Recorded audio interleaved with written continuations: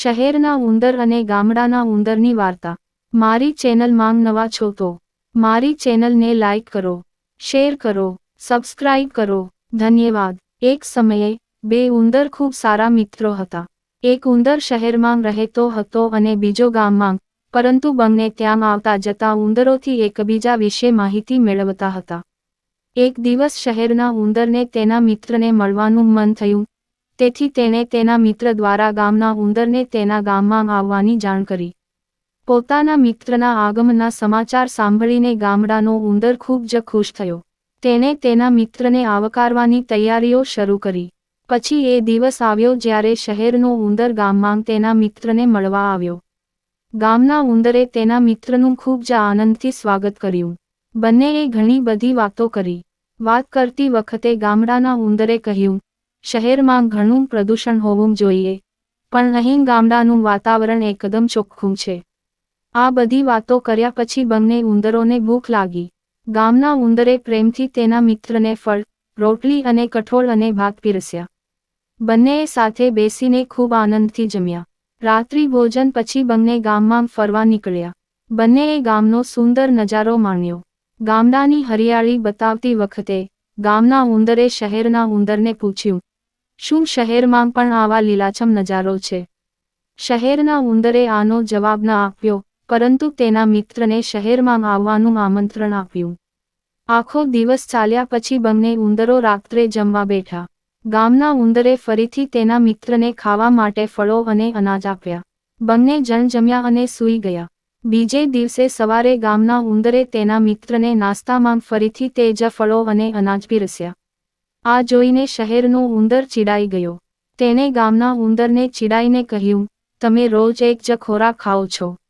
આ બધા સિવાય બીજું કંઈ ખાવાનું નથી. શહેરના ઉંદરે તેના મિત્રને કહ્યું, ચાલો અત્યારે શહેરમાં જઈએ.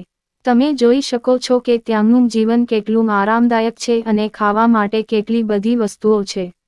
ગામનો ઉંદર તેના મિત્ર સાથે જવા માટે સંમત થયો. બંને ઉંદરો શહેર તરફ નીકળ્યા.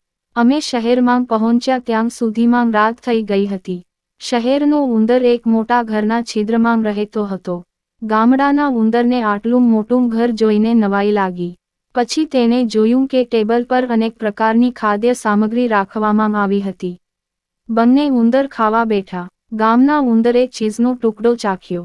તેને પનીર ખૂબ ગમ્યું અને તેણે તરત જ ખાધું. બંને હજુ જમતા જ હતા ત્યારે તેમને બિલાડીનો અવાજ સંભળાયો. શહેરના ઉંદરે તરત જ ગામના ઉંદરને ખાડામાં સંતાવા કહ્યું. તેણે કહ્યું, મિત્રો, જલ્દી ખાડામાં સંતાઈ જાઓ, નહીંતર બિલાડી આપણો શિકાર કરશે. બંને દોડીને છિદ્રમાં સંતાઈ ગયા. ગામડાનો ઉંદર ખૂબ ડરી ગયો. થોડી જ વારમાં બિલાડી ત્યાંથી નીકળી ગઈ અને બંને બહાર આવી ગયા. શહેરના ઉંદરે ગામના ઉંદરને હિંમત આપી અને કહ્યું, હવે ડર નહીં દોસ્ત, એ બિલાડી ગઈ. આ બધું જીવનનો એક ભાગ છે, સામાન્ય વાત છે. આ પછી બંનેએ ફરીથી ખાવાનું શરૂ કર્યું. ગામનો ઉંદર રોટલી ખાવા માંડ્યો હતો કે દરવાજા પર અવાજ આવ્યો અને એક છોકરો મોટા કૂતરા સાથે અંદર આવવા લાગ્યો. ગામના ઉંદરનો ડર વધી ગયો અને તેણે શહેરના ઉંદરને તેના વિશે પૂછ્યું. શહેરના ઉંદરે ગામના ઉંદરને પહેલા ખાડામાં સંતાવા કહ્યું. પછી, છિદ્રમાં છુપાઈને, તેણે ગામના ઉંદરને કહ્યું કે કૂતરો ઘરના માલિકનો છે, જે હંમેશા અહીં રહે છે. કૂતરો ગયા પછી બંને ઉંદરો છિદ્રમાંથી બહાર આવ્યા. આ વખતે ગામડાનો ઉંદર પહેલા કરતાં વધુ ડરી ગયો હતો.